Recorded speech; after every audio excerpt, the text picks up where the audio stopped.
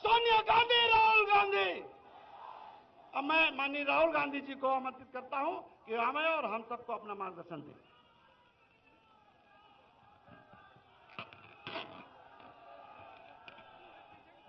कैसे हैं आप लोग? ठीक है?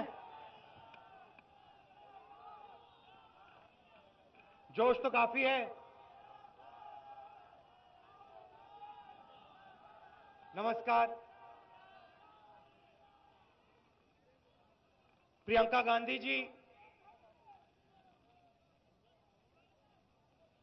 वीके शुक्ला जी, राम बहादुर यादव जी, सैदुल हसन जी, दिनेश प्रताप सिंह जी,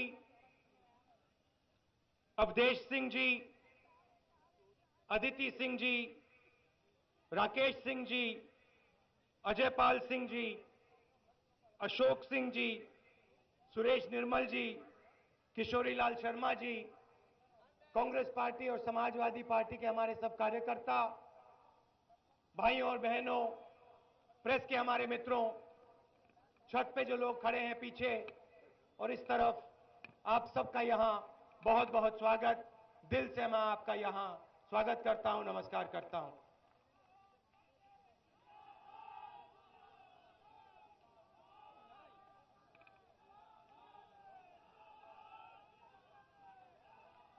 कुछ महीने पहले कांग्रेस पार्टी ने उत्तर प्रदेश में एक यात्रा निकाली,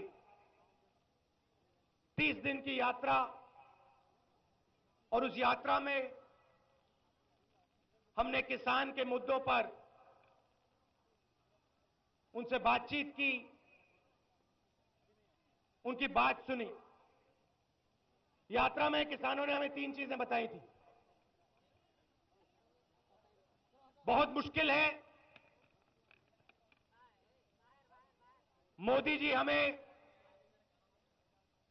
बारिश होती है, ओला गिरता है, मुआवजा नहीं देते हैं, बोनस काट दिया। हमें सिर्फ 3 चीजें चाहिए: किसानों का कर्जा माफ, बिजली बिल हाफ और हम जो उगाते हैं उसके लिए सही दाम। 2 करोड़ किसानों ने उत्तर प्रदेश में, सिर्फ उत्तर प्रदेश में 2 करोड़ किसानों ने हमारा फॉर्म भरा। यह 2 किसानों की आवाज थी। दिल्ली गया, मोदी जी का ऑफिस में गया,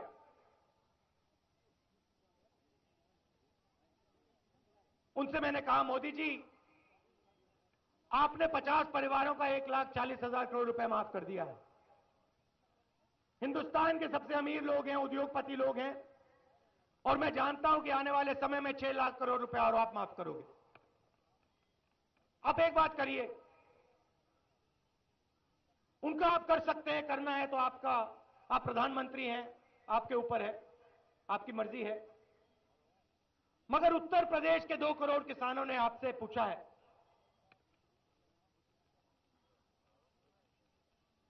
हमारा भी आप कर्जा माफ कीजिए।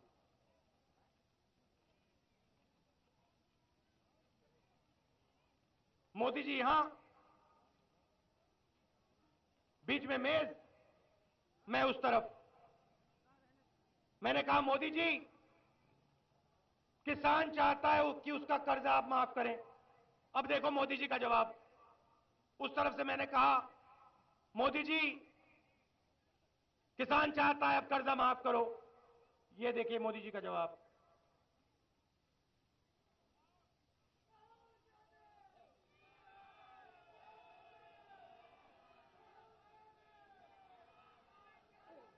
एक शब्द नहीं निकला, एक शब्द नहीं कहा, किसान के बारे में कुछ नहीं बोला, कर्ज के बारे में कुछ नहीं बोला, एक शब्द नहीं निकला।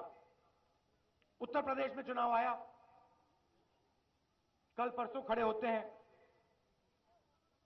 कहते हैं, भाइयों बहनों, उत्तर प्रदेश में बीजेपी की सरकार बनाओ, और जैसे ही तुम सरकार बनाओगे वैसे नरेंद्र मोदी किसानों का कर्जा माफ कर देगा। आपको याद है कि कांग्रेस पार्टी ने 70,000 करोड़ रुपए कर्जा माफ किया था। क्या उस समय उत्तर प्रदेश में कांग्रेस पार्टी की सरकार थी? क्या दिल्ली में थी? नरेंद्र मोदी जी, आप हिंदुस्तान के प्रधानमंत्री हैं, किस प्रकार की सौदेबाजी कर रहे हैं आप? कर्जा माफ करना है, जाइए अपने ऑफिस में, जाइए कैबिनेट को बैठाइए, 15 मिनट में आप कर्जा माफ कर सकते हो उत्तर प्रदेश का, हिंदुस्तान का। मगर नहीं, मैं तो सौदा करने आया हूं, किसान दब जाए, मर जाए, मुझे कोई फर्क नहीं पड़ता। बिहार में भी ऐसा वायदा किया था।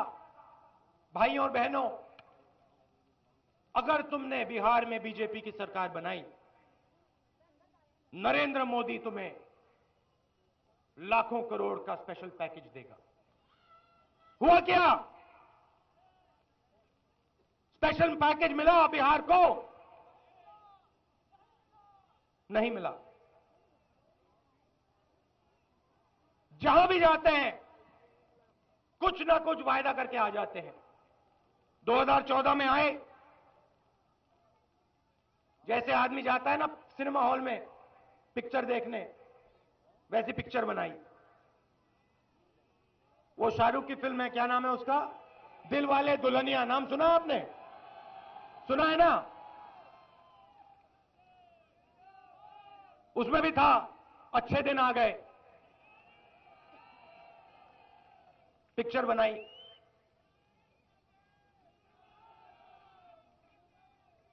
सब कुछ ठीक हो जाएगा, हिंदुस्तान साफ हो जाएगा, चमकेगा हिंदुस्तान, सबको रोजगार मिल जाएगा, महिलाएं खुश हो जाएंगी, घर में पैसा आ जाएगा, किसानों के पास पानी आ जाएगा। दिल वाले दुल्हनिया पिक्चर, अच्छे दिन। 2.5 साल बाद पता लगा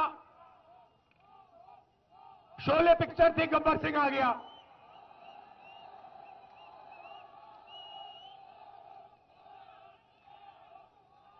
जहां भी जाते हैं रिश्ता बनाते हैं, रिश्ता बनाते कहते हैं दोस्तों मित्रों। बनारस गए, कहा गंगा मां से, कहा मैं बनारस का बेटा हूं, बनारस मेरी मां है, गंगा मेरी मां है, नरेंद्र मोदी बनारस का बेटा है। 2014 में कहा बनारस को बदल दूंगा, वायदे किए। मोदी जी, रिश्ता बोलने से नहीं बनता है, रिश्ता निभाने से बनता है। रिश्ता बताने से नहीं बनता है, निभाने से बनता है। नरेंद्र मोदी जी ने बनारस को, अपनी मां को वायदा किया था। मेरे पास लिस्ट है, वायदों की लिस्ट है, देखो यहां पे। बेटे ने अपनी मां से यह वायदे किए थे, बनारस को मैं साफ कर दूंगा, गंगा को साफ कर दूंगा, गंगा की घाटों को साफ कर दूंगा, हर घर में पीने का पानी दे दूंगा, हर जगह सोलर लैंप लगा दूंगा, शहर के बाहर रिंग रोड लगा दूंगा, बनारस में फ्री इंटरनेट दूंगा, बनारस में भोजपुरी फिल्म सिटी बना दूंगा। वाह!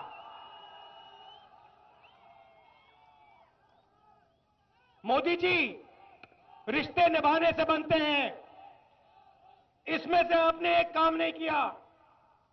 मां को आपने वायदा किया था, वो वायदा आप पूरा नहीं कर पाए। क्या मैं गलत बोल रहा हूं क्या? बनारस यहां से इतना दूर नहीं है। ये हमारे जो प्रेस के मित्र हैं, आप जाइए वहां, थोड़ा अपना कैमरा ले जाइए, दिखा दीजिए क्या हो रहा है बनारस में। मगर नहीं बहनों, दबाया हुआ है, डरे हुए हैं ये लोग। थोड़ी घबराहट है, मैं समझता हूं, घबराहट है, इनको भी काम करना है। मगर आप थोड़ा सा अपने कैमरा ले जाइए, बनारस में ले जाइए, दिखा दीजिए फिल्म सिटी बन गया, रिंग रोड आ गई, गंगा साफ हो गई, बनारस साफ हो गया। बता दीजिए, थोड़ा देश को फायदा होगा। और भी वायदे किए थे, और भी वायदे किए थे। भाई और बहनों, पहला वायदा सुनो सुनो। पहला वायदा, मोदी जी खड़े होते हैं, प्रधानमंत्री बनते हैं, आते हैं, कहते हैं भाई और बहनों, मित्रों, हिंदुस्तान गंदा है, बहुत कचरा है हिंदुस्तान में, सफाई करनी है। ऐसे करते हैं, मैं जा रहा हूं अमेरिका ओबामा जी से मिलने, तुम लोग झाड़ू उठाओ, सफाई करो। वापस आऊंगा, रिपोर्ट कार्ड लूंगा, सफाई कर लेना। हो गई सफाई, हो गया हिंदुस्तान साफ। 8 नवंबर को खड़े होते हैं, यहां हमारी बहनें हैं, इनसे कहते हैं, माताओं बहनों, एक नया आइडिया आया है। कांग्रेस पार्टी ने, बाकी पार्टियों ने बहुत दबाव डाल दिया, सूट बूट का निशान लगा दिया हमारे ऊपर, घबराहट हो रही है। एक नया आइडिया आया है, मैं आपको बताना चाहता हूं। आपके घर में जो पैसा है, आपने जो कमाया है, बचत जो आपने की है, 500 रुपए का नोट, 1000 रुपए का नोट,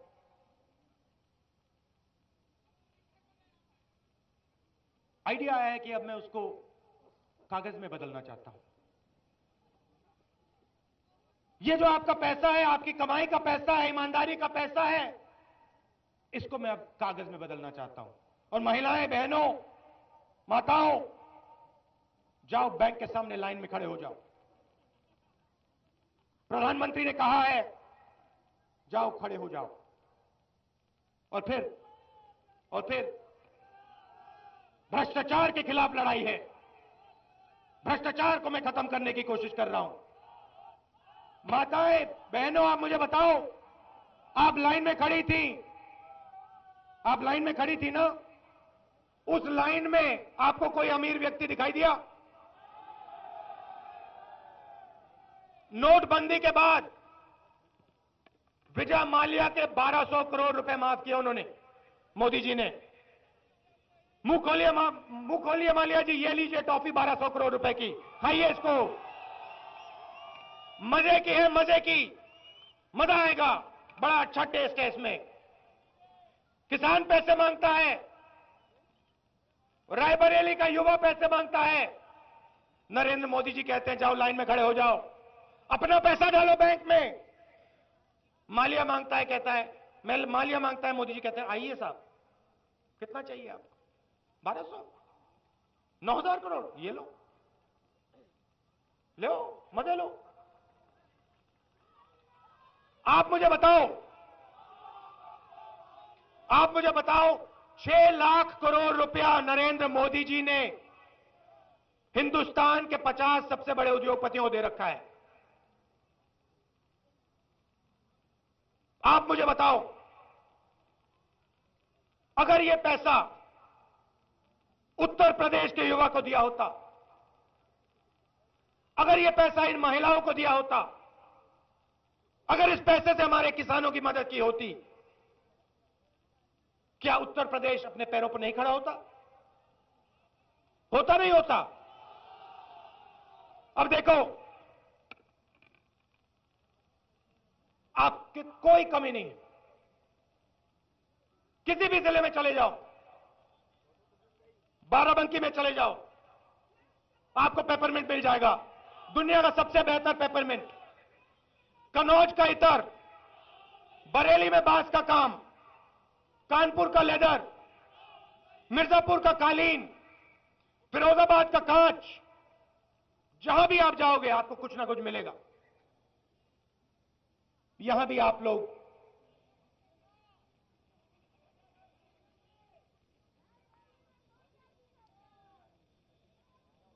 अब आप बताओ, यहां हम फूड पार्क लाना चाहते थे, हम यहां फूड पार्क लाना चाहते थे, 40 फैक्ट्रियां हम यहां लगाना चाहते थे। अभी आऊंगा भैया, आऊंगा, एम्स पे आऊंगा, रेलवे फैक्ट्री पे आऊंगा, रेल कोच फैक्ट्री पे आऊंगा, सब जगह आऊंगा, कुछ नहीं छोड़ने वाला हूं मैं। हम फूड पार्क लगाना चाहते थे। माता और बहनों, मैं आपको बताता हूं क्यों। आज रायबरेली का किसान, अमेठी का किसान, सुल्तानपुर का किसान, मोहनलालगंज का किसान मंडी में सामान बेचता है। हम चाहते थे कि यहां का किसान डायरेक्ट फैक्ट्री में अपना माल बेचे, उसे सही दाम मिले। और फिर हम चाहते थे कि फूड पार्क में जो बने 40 फूड प्रोसेसिंग फैक्ट्रीज लगनी थी यहां पे। आलू की चिप्स बनाने वाली, टमाटो सॉस बनाने वाली, आंवला, अलग अलग चीजों को प्रोसेस करने वाली, मिंट, पेपरमिंट, पूरे उत्तर प्रदेश से यहां माल आता, हजारों लोग, युवाओं को यहां रोजगार मिलता। और फिर आपका माल फुर्सतगंज एयरपोर्ट से पूरी दुनिया में जाता। अमेरिका में राष्ट्रपति पेपरमिंट खाता, खोलता उसको, उस पर लिखा होता मेड इन रायबरेली। अब मुझे समझ में नहीं आ रही है बात। ये Modi ji make in India, make in India, make in India की बात कर रहे हैं। पिछले साल हिंदुस्तान में एक युवा को रोजगार नहीं मिला। मोदी जी की सरकार ने कहा है, उनके मंत्री ने कहा है, मुझे लोकसभा में कहा है।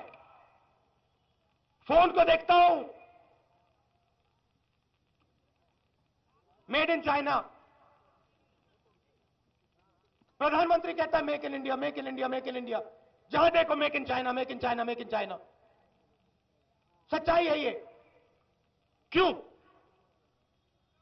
क्योंकि प्रधानमंत्री पूरा का पूरा पैसा 50 परिवारों को देता है। अगर प्रधानमंत्री ने रायबरेली को फूड पार्क दिया होता, महंगी चीज नहीं थी, 50,000 करोड़ की चीज नहीं थी, मगर नहीं, छीन लिया आपसे, आपका भविष्य छीना, आपके युवाओं का रोजगार छीना, मेड इन रायबरेली छीना आपसे। बदला लेना था, बदला लेना था। रेल फैक्ट्री को दबा कर रखा हुआ है।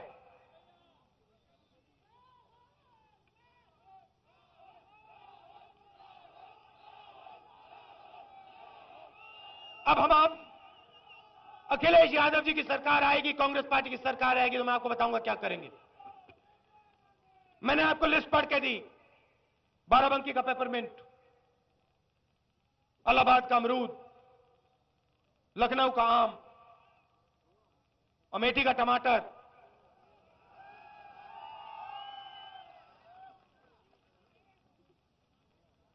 हम पैसा आपको देंगे, 50 परिवारों को नहीं।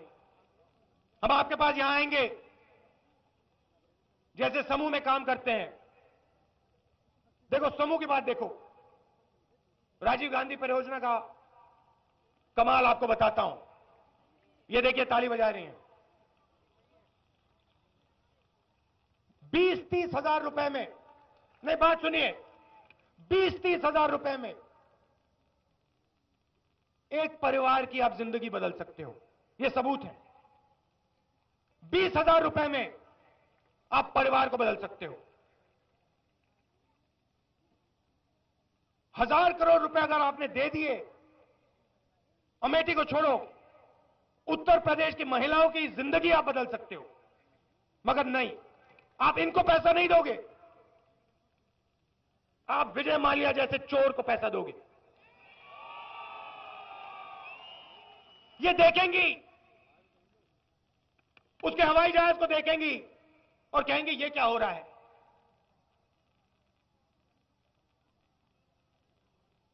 उसको 10,000 करोड़ रुपए क्यों मिल रहे हैं, हमें 50,000 भी नहीं मिलते हैं। मोदी की सरकार हमें 50,000 रुपए का बैंक लोन नहीं देती है, उसको 10,000 करोड़ रुपए क्यों दे रही है। यह हर हिंदुस्तानी के दिल के अंदर है। आप मेड इन इंडिया चाहते हो, आप मेड इन रायबरेली चाहते हो, सिर्फ एक काम करो, जो किसान टमाटर उगाता है उसके पास जाओ, उससे कहो इधर आओ, बैंक लोन चाहिए, ये लो बैंक लोन, 50,000 का चाहिए, 50,000 लो, कर्जा माफ करें, चलो कर्जा माफ चाहते हो, कर्जा माफ करेंगे, खड़े हो जाओ, दिन भर अपना खून पसीना देते हो, लग जाओ। फूड प्रोसेसिंग यूनिट चाहिए, चलो फूड प्रोसेसिंग यूनिट हम आपको देंगे। माल्या हिंदुस्तान में शराब बेचता है, जो शराब बेचता है उसको आप 10,000 करोड़ रुपए देते हो, और जो अपना खून पसीना देता है, जिंदगी देता है, उसको आप 5 रुपए नहीं देते हो। किस प्रकार की सरकार है यह बदलाव हम लाएंगे। गठबंधन की सरकार होगी, महिलाओं को बैंक लोन मिलेगा, किसानों का कर्जा माफ होगा, और पूरे प्रदेश में हम छांट छांट कर युवाओं को निकालेंगे। कोई छोटी सी फैक्ट्री चला रहा है, मुरादाबाद में ब्रासवर की फैक्ट्री, 10 लोग उसमें काम कर रहे हैं, उसके पास जाएंगे, उससे कहेंगे सुनो, तुम्हारी फैक्ट्री में 10 लोग काम कर रहे हैं, हम तुम्हारी मदद करना चाहते हैं, हमारी सरकार माल्या को बैंक लोन नहीं देगी, तुम्हें देगी, एक शर्त पे, बैंक लोन लो, जो मशीनें खरीदनी है खरीदो, मगर अपनी फैक्ट्री में 200-300 लोगों को तुम रोजगार दोगे। मंजूर है? हां मंजूर है, चलो करो, लो। आप मुझे बताओ, विजय माल्या ने हिंदुस्तान में कितने लोगों को रोजगार दिया है? आप किसी भी उत्तर प्रदेश के युवा को पकड़ लो, 1,000 करोड़ रुपए की जरूरत नहीं है, उसको कहो इधर आओ, ये लो 5 लाख रुपए बैंक लोन, अपना छोटा सा बिजनेस चालू करो। 5 लाख रुपए में वो माल्या से ज्यादा रोजगार तैयार कर देगा उत्तर प्रदेश में। और ऐसे उत्तर प्रदेश में करोड़ों युवा हैं, महिलाएं हैं, इनकी हमारी सरकार मदद करेगी। एक को नहीं छोड़ेगी, बता रहा हूं, पकड़ पकड़ के फैक्ट्रियों में जाके, कस्बों में जाके, इधर आओ, मदद करनी है तुम्हारी, खड़े हो जाओ, रोजगार दो उत्तर प्रदेश को। नोटबंदी ने छोटे बिजनेसेस को, दुकानदारों को, किसानों को जबरदस्त चोट पहुंचाई।